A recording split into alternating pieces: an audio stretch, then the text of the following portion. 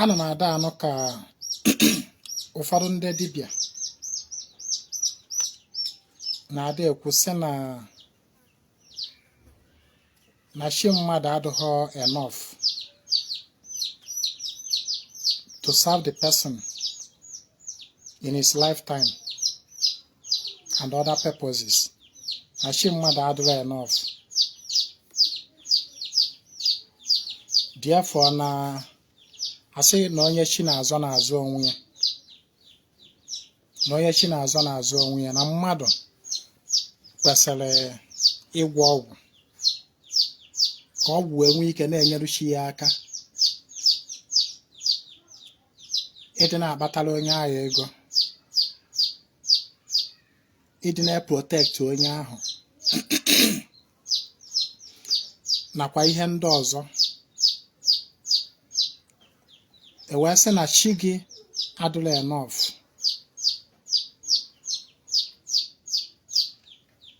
Na ọgwụ na-enyere chi gị aka, na gị gwọọ ọgwụ, maka na chi gị ama mgbuwa ibu niile, chi gị ama mmenwu everything.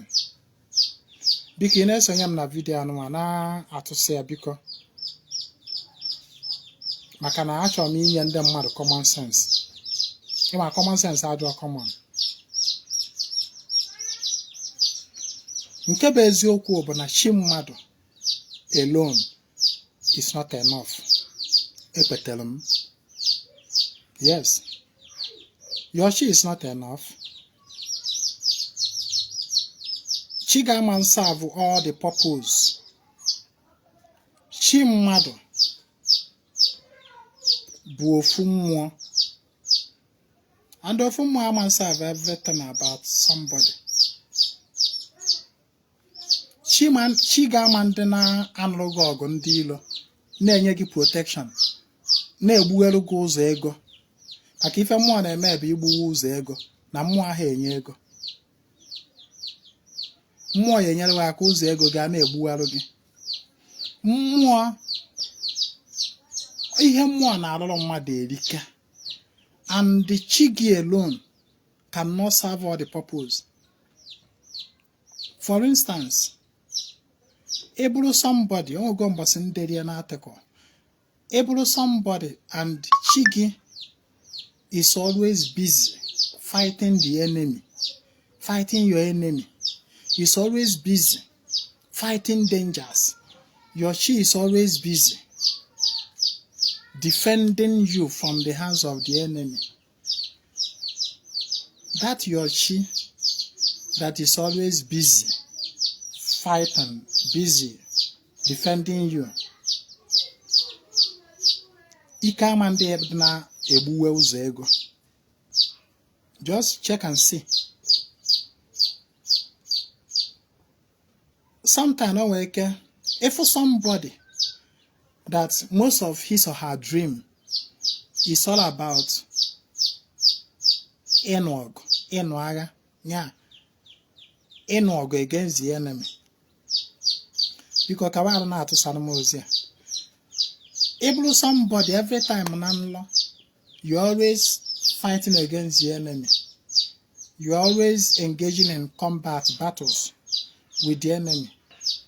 Enwekwara ike ị ga na-ewu ino na those fights. Mana check your life. Despite all those victories ị na-enwe na nlọ, ị ga-adị deficient in the aspect of ego. Ụzọ ego gị ama ndị na-egbughe. Despite na-anụ ọgụ niile ahụ na nlọ na-emeri. Why? Because na chi gị is too busy fighting the enemy. Mmụọ dị busy fighting the enemy ada akpata akụ. It's true. So in all sincerity, I agree with those dibias that now your chi is not enough. Yes.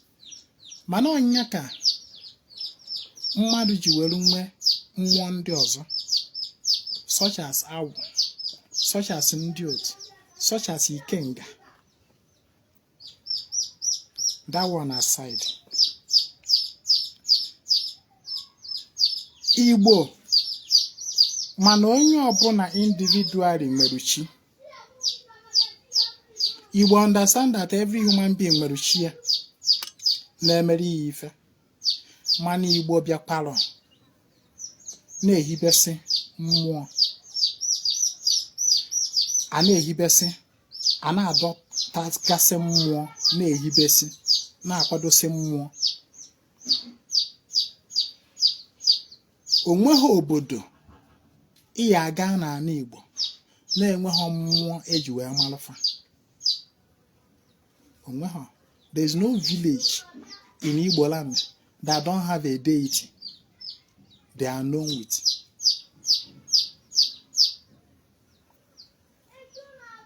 Then, why Ojuwablona, despite na our ancestors knows that every human being have chi, why didn't our ancestors just leave every man to his own chi instead of instituting a deity that will generally oversee the entire village? Why? Because every human being in that village have chi, have their own different chi. Then why did our ancestors institute deity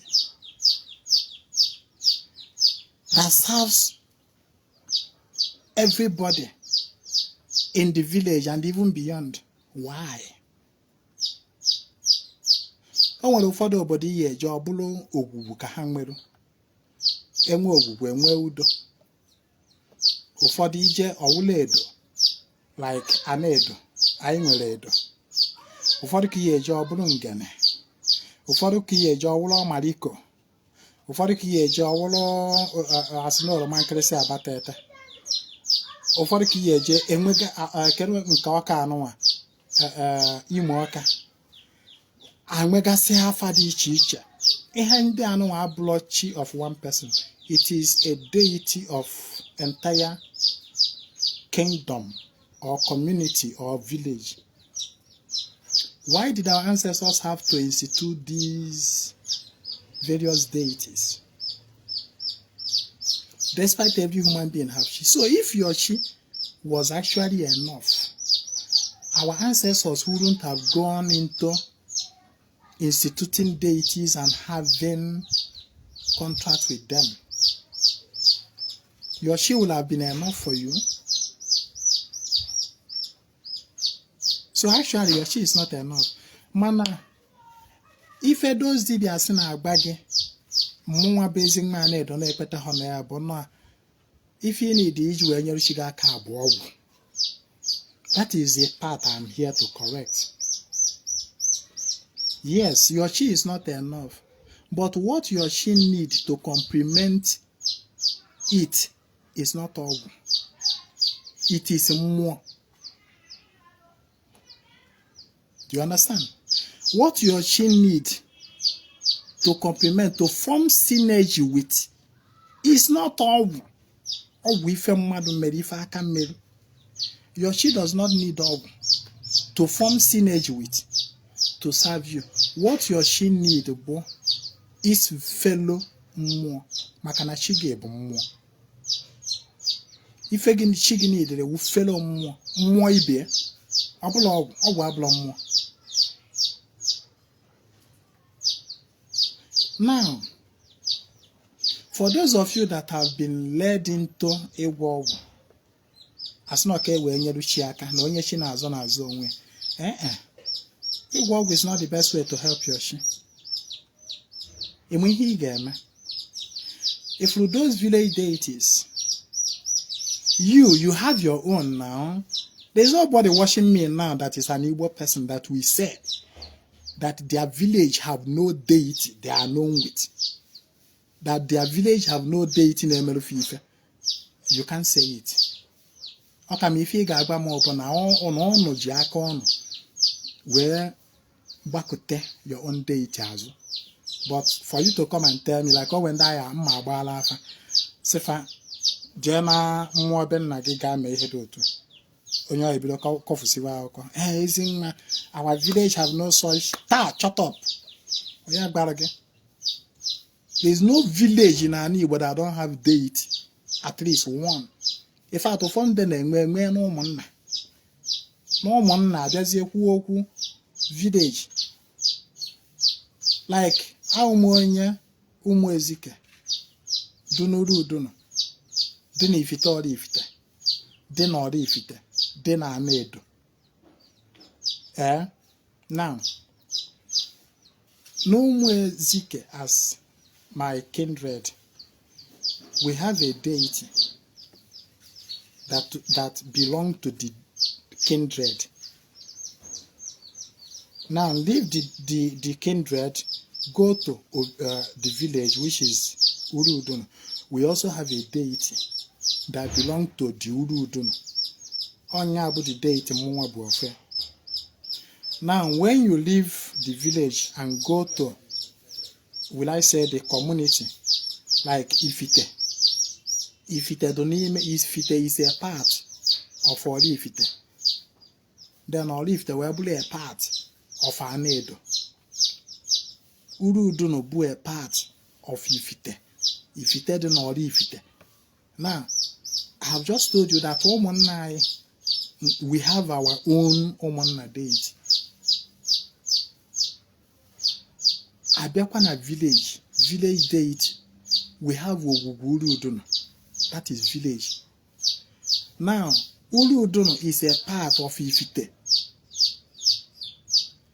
Ifite. Abiakwana that Ifite.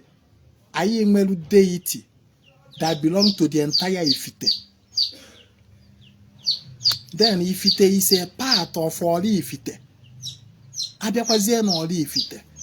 Aye nwelu deity that belong to the entire Oraifite. Now, Oraifite is a part of Anaedo. Ibiakwazie na Anaedo general. Aye nwekwazi the deity that belong to the entire Anaedo. So you know what he na-ekwu. So for someone to now come and tell me, nah, in our village there's nothing like a deity. Sorry, you people have used your own hand to vandalize what you have. That does not mean that now there is no deity on that land.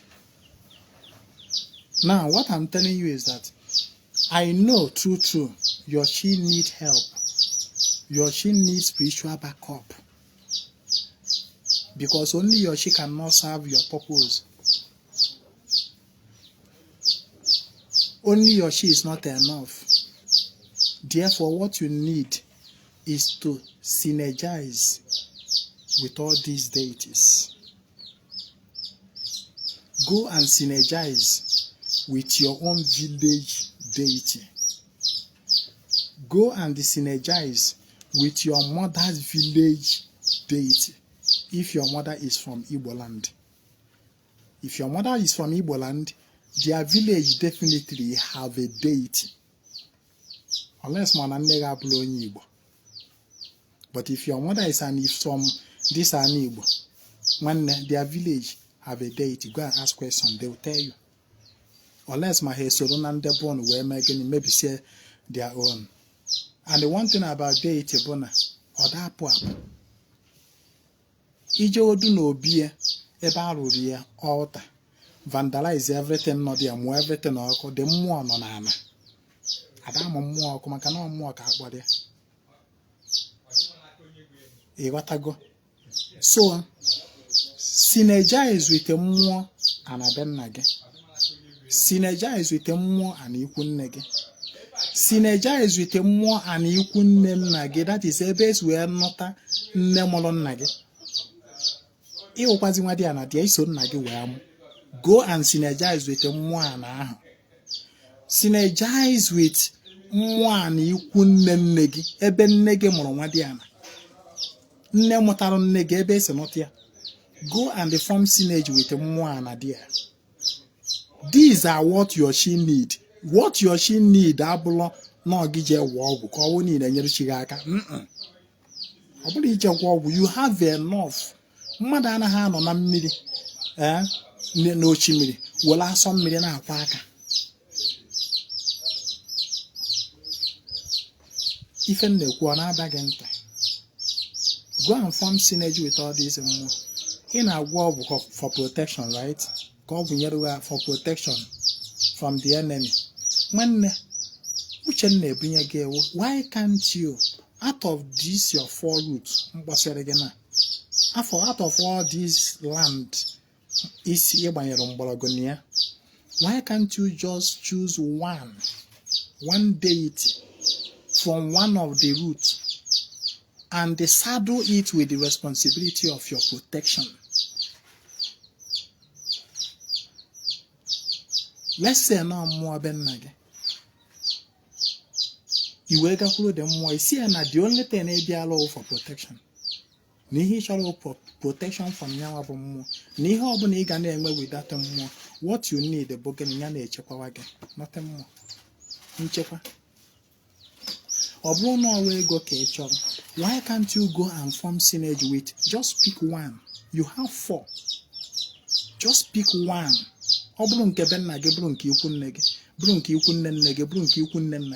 Just choose one and saddle the deity with the responsibility of eating a goose ego.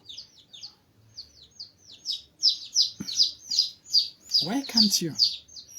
Of course, I know your sheep cannot do everything alone. You go and form synergize with other deities for the good of your chi and your own good. Maka na odru onye mma oruchi ya, okeru onye oruchi ya, odru onye mma odorichi ya mma.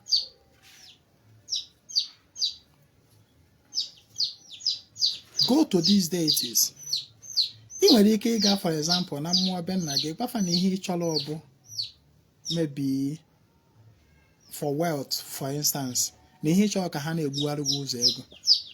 And the one thing about deity, any deity you form synergy with, be servicing that deity, be servicing that altar, be servicing it. For so need. And he may probably a lifetime something. Let it not just be once contract. There is difference between there is difference between approaches that you can take to get solution to what you want. Number one, in ike gakwuru dibia. Si dibia agbalu afa. Dibia agbalu afa. Okasi alu golo. Na ga echukwa mmụọ nka na ga eme nka na ga eme nka. Iwele ego nye dibia. Esi ego one ọgbakọsị adị ọrụ iwele ego nye ọrụ ọrụ gị dị ọrụ ọrụcha ọrụ gị jewela onwe gị. And then another method, another level of seeking solution. That level bụ gịnị?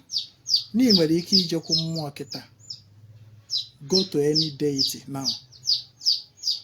Iwele ọjị iwele mmanya ijegwa the deity biko na ife mbịala ọbụ between now and the next 1 year. Ife dị otu a merụ m ya, imerụ m ya na mma abịa merụ gị nke dị otu a. The mmụọ emerụ gị ya, ịbịa merụ ya nke anyị ikwuru. That ends the relationship, that ends the contract. Mezie nke lifetime. Na mmụọ anụ abịara m na gị. The deal I am striking with you today is going to exist till I am no longer alive in the body, in this body. The encholo for the rest of my life until I decide otherwise. The encholo gebo more woluma asemwage. Be doing this for me, be doing that for me. And I myself will be returning thanks from time to time. Once striking one deal with the more, it is now like lifelong something. Until ni make the pasia in the future where say no, I don't want to continue anymore. You got the more nature has that you are ending it. Then you do you only have what you do more. You do the more final. Again I to go. Go. This is what you should be thinking of. Oblige war okite. Obli jegwa wele. Obli jegwa nka. Manne. If you die your village deity, onwelo we ga agwo n'ụwa carry that deity. If you die your maternal land deity, manne, onwelo we ga agwo n'ụwa carry that deity. Okwale mmụọ. Mmụọ obodo imokwa ndị aka na-egede. Obodo ọbụla one man, ọbụla 10 man, no the entire village gbakọla aka. Wee kwubi okwu wee fibe. Wele ọfọ sụọ n'anị. Ị na-agba m na ọgwụ that one dibia like that gwọọrọ gị can surpass it. Ọ dị possible n'elu ụwa. The only thing is that na ịma ha ebe onye jedelu ka ọma debelu, you don't know. You don't need that ọgwụ. Go and synergize with those your land deity, your root deities. Go and synergize with them. Emari ife bụ mkpa gị. Go and distribute it to them. Kefe eke. Ọbụlụ nke anụ anye ya. Si ya na ihe ọya na-emelụ gị ebe ide egbugharị gị ụzọ ego. Ijekwulu nke si ya mgba ihe nchọrọ from gị nwa bụ protection. Mgba ijekwu nke na-esi ya mgba ife nchọrọ from gị nwa bụ nka. Mgba nka ife nchọrọ from you bụ this one. You distribute it, division of labor. Chi ga-amala ebe o si adọrọ ike for each task. Because once you go to form synergy with any more, you have established a reservoir, energy reservoir for Chigi. Inyego Chigi option to draw energy for your own good. But when you don't have such option, onweko esu agbajuo dọla otu anụ ana ndụ gị chi gị n'anya n'aka niile anya n'aka ekpe nwere ebe ọ ga-afụ energy ife ahụ erie isi gị. And the one thing with these deities ha agbakọ wee nwe bụ na the energy there is always refilled. The energy there is just like gigantic energy transformer. Energy da there.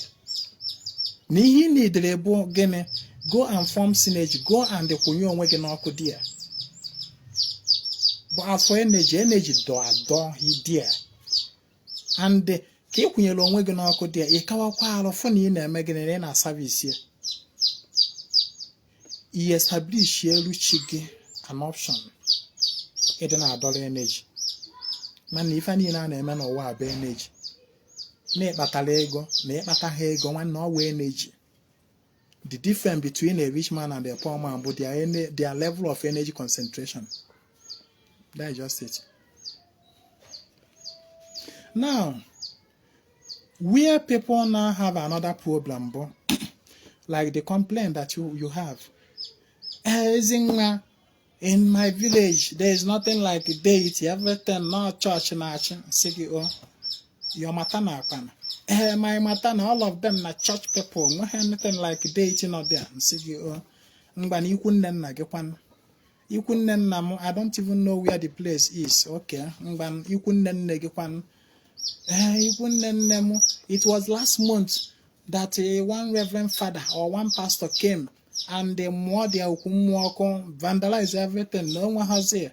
It was nothing. So your 4 roots had to go stripped of all their deities. This is where Ezinwa will now tell you to go and form synergy with the more of your personal dibia.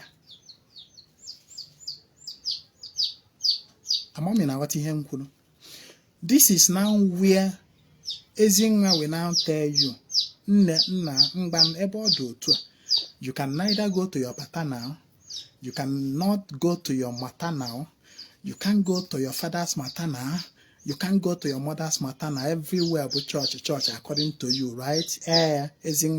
Okay. Now, you have a personal dibia, don't you? Your personal dibia, nwere mmụọ ndị mere dibia. O nwere mmụọ kpọrọ ya okpukpe oku. O nwere mmụọ kwụnyere onwe ya n'ọkụ wee na-eme dibia ọ na-eme. Go and form synergy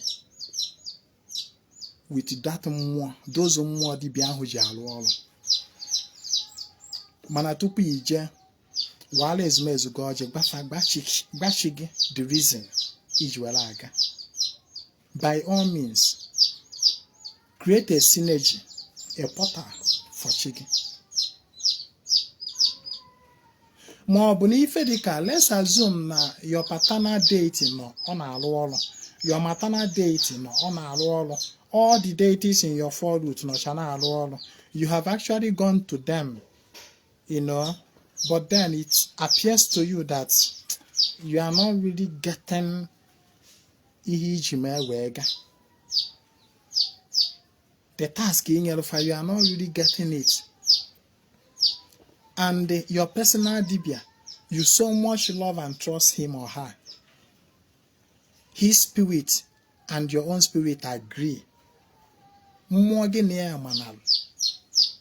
this your personal dibia.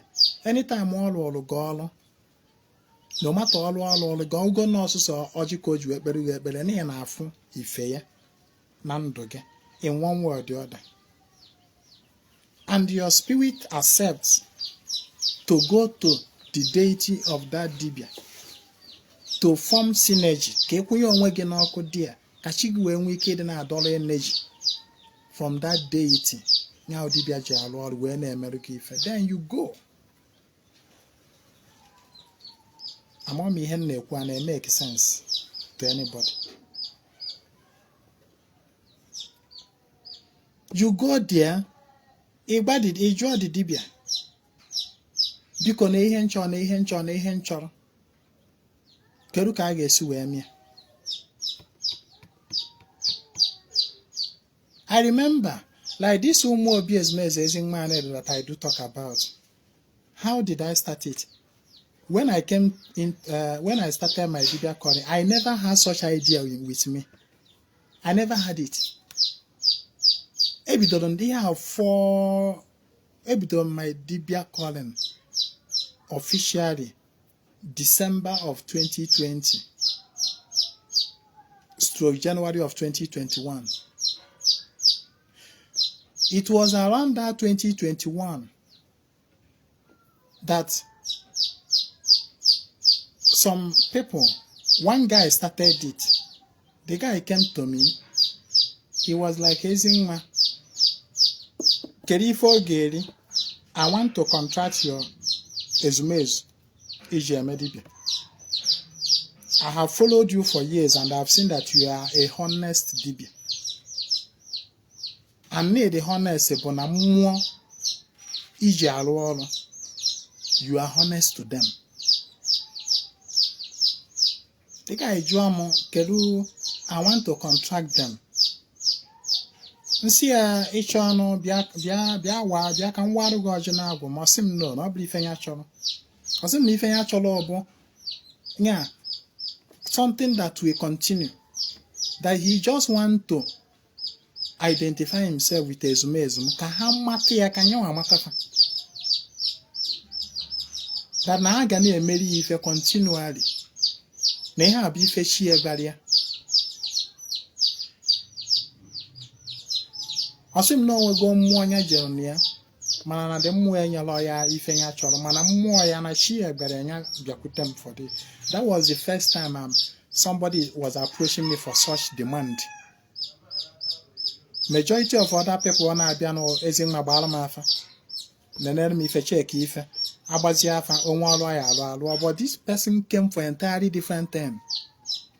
Nsi okay na nsogbu ado ebe isi na chi gị gbara gị. Udo dị ngwa. Woti ife dị otu a, woti ife dị otu a. Ka e wee gbafe okwu. E wee wetesịa those things. The guy abịa maka ọ na abroad. Wee kpọọ m that call. mana m bịa gotasịa those things wee werukwa request ya wee bujere ezumezu m. Since that 2021 till today, the guy kwụ n'ọkụ. Anọ m agba gị ife anọ ka ịbịa. No, but I am using this to cite example to ife m na-agba gị. Ọwụ dịka ndị anụnwa ka aka bụ ọfọ ma ọ bụ dibịa ga na-ekpe ekpere sị ma ezumezu biko gọzienụ ụmụ arọ m na-arụ ụlọ ọrụ, gọzienụ ndị ahụ ọ bụ na ọ dịrị ha na mma, ọ dịrị m na mma. Nwanne, to be frank with you, if for that guy that first made that request and other, because in your mechal from time to time other people are not abusing. I have a list of them now on my altar, but they are very few because only very few people know more than na think to that direction. Many other people but these guys, they don't want anything, but they just want to deal direct with him more. From that year till today, Oneri Ezinwa Anaedo, people that understand servicing altar, gratitude. So in Nagbagebu, Ghana more Benage, more Bukun Neg, more Bukuna, more Bukun Neg. If you would not know, mmụọ obodo ka ọ bụ ihe awochi ụka ka na-ezunye ga-agbakwa na mmadụ. There are lots of people, especially ụmụdiana, that is ndị ọwụ na ọ dị maternal date dị ha this Urudun, especially ụmụdiana. Enwekwara some Urudun people na-emekwa ya, but there are few. Mana ndị ọ na-akacha abụ ụmụdiana that ọ bụ na ha kwụnyere onwe ha n'ọkụ na this mmụọ Urudun. No, they are maternal deity. I know of one particular guy in India. If a this one media specifically he also from this more of protection. Protection. And from time to time, this guy he on a this Oguru don't know this more. If you will book also no way ebuno ka chọrọ ebuno ya akpọbịa ya ha ka efi. And kemgbe mbalụ na mmụọ anụnwa onwe ka ọ bịawalụ ka a na-enye na envelope containing money as the Akajiofo of the mmụọ ka ọ na-egburu mmụọ ọbara ọ na-ekwazi m ego mmeji asụ egoro ncha na asụ apam. That is servicing the altar ebe ekwunyere onwe gị n'ọkụ. Ọ bụrụkwa ikwunye onwe na ikwunye n'ọkụ nke iwere ọja ịga igorocha enaria 1 year afụbụrụ gị anya. I know what I mean. Uche ka m na-ebunye ụnụ, asị nka m bịa bunye ụnụ uche, mana ịma na onye nwere uche na-aghọta mgbe ebunyere ya uche. Go to your father's land deity, ga-akwụnye onwe gị n'ọkụ. Go to your maternal land deity, ga-akwụnye onwe gị n'ọkụ. Go to ikwu nne nna gị, ga-akwụnye onwe gị n'ọkụ dị ya. Go to ikwu nne nne gị, ga-akwụnye onwe gị n'ọkụ dị ya. Mana if you know that na all these roots of yours no one nke n'ọfụma, then ịmalụ dibịa gị na ya na-alụkọ mmụọ gị na ya makọrọ. Na Ezinwa na-agba gị ife does not mean na Ezinwa will now suddenly become your personal dibịa. Before ya mata ma o nwee dibịa gị na ya na-alụkọ, ọ bụrụ na mmụọ gị na dibịa ahụ makọrọ, gị na mmadụ na-emekọ ife and your spirit agree with the person's spirit, ị ga-ama. Gaa to that dibịa, gaa kwụnye onwe gị n'ọkụ na mmụọ ji arụ ọrụ. There is a reason gị na dibịa ahụ ji wee mata. That is one thing. Ana m agba one that na there is no coincidence in nature. When you hear coincidence, na ịmatara Ezinwa Anaedo today is not by coincidence. There is a reason. any dibia ọbụla gị na ya na-alụkọ, there's a reason why you came across that dibia. Mgbe do you know how many millions and billions of people on Facebook? Man, just check how many people that are following Ezinwa Anaedo. These people following me, you seeing my video now, it's not by accident. It's not coincidence. It is your sowing. It is your attraction that pull this experience of Ezinwa Anaedo to you. You got to go. Which can nebunye gị. And then gị nwa afọtana onye ọbụla gakwuru dibịa gakwunye onwe ya n'ọkụ na altar dibịa ma ọ na-ezumezu dibịa asị na onye ahụ na-eme ife na-adịrọ mma. No. There are reasons people do things. As a matter of fact, nwanne, chi gị is not enough. Mana ihe na-agba gị bụ ife chi gị niile abụrụ ọgwụ. Ife chi gị niile bụ mmụọ. Ife chi gị niile bụ mmụọ. Mmụọ ibia. Because mmụọ, like all these deities, onweghị dibịa ọbụla na-eme dibịa na-enweghị village deity o ji alụ ọrụ. Onweghị. Because that dibịa ga-enweri a deity who behind him solidly. Mmụọ ndị ọzọ wee na-esozi. And that deity ga-abụrịrị a village deity. It's either his paternal deity or his maternal deity or his ikunenna or ikunnenne. O ga-enweri a deity. And the one thing with all these deity, village deity, but that now they are always energy charged. Yeah, energy fana ubagaba. You got to go. So I can acquire more, which I can bring again. What I can hold. Well, more it is. Energy more ọgwụ enweghị. Ọnwụ obele energy mmụọ nyere ọgwụ ka ọgwụ ji alụ ọrụ. So the energy ọgwụ dibịa gwọrọ gị ji alụ ọrụ, onye ji nne ya bụ mmụọ. Ọwụ obele mmụọ nyere ya ka o ji eme gragra. Na ebe the energy da adọ bụ na mmụọ. Ọwụ mmụọ na-apawa ọgwụ. So why live very good and going for good when perfect is there? So I can acquire more. Onye gbara ntị ya nọrọ.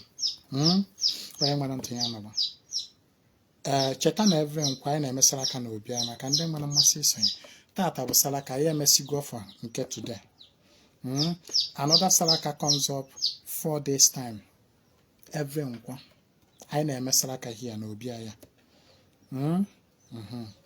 Ishi isonye, chat me on WhatsApp. Ịchọkwana isonye na December na January rituals na-aga on. Chat kwanụ m. Anyị mesha nke January wee banye nke upper month. Ike ọbụla ọnwa ọrụ ịchọ ka alụ ọrụ gị, Ezinwa anọkwa ya. Chat me on WhatsApp 08032477868. My name is Ezinwa Anaedo. I come for the total restoration of ordinary Igbo.